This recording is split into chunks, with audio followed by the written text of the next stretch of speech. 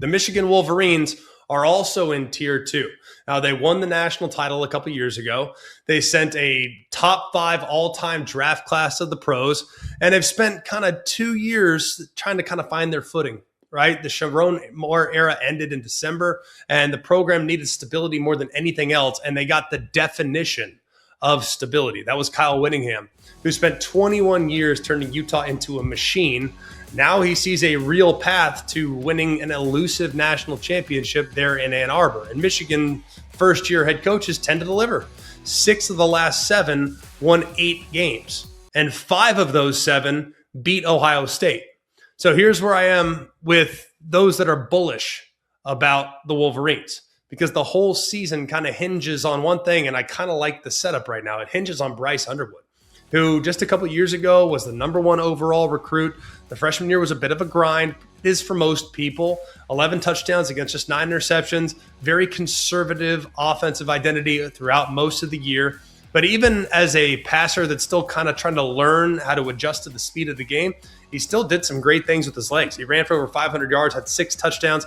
Now he's paired with offensive coordinator Jason Beck. And if you look at what Beck did, he ran one of the most improved offenses in the country at Utah last year. And his quarterback there, Devin Dampier, he rushed for more than 2,000 yards and 29 touchdowns over the last 2 seasons.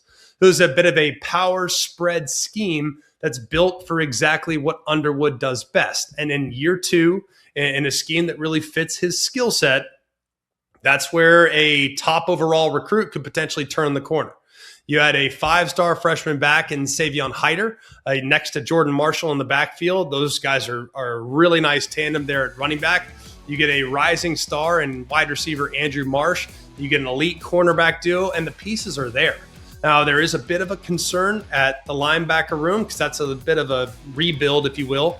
But the edge rush should be quality by bringing in Utah's John Henry Daly, who had 11.5 sacks last year. Now, there is a caveat because he is working back from an injury that was kind of late in the year last year, November, thereabouts. So this is a tough slate, though. It's a tough schedule.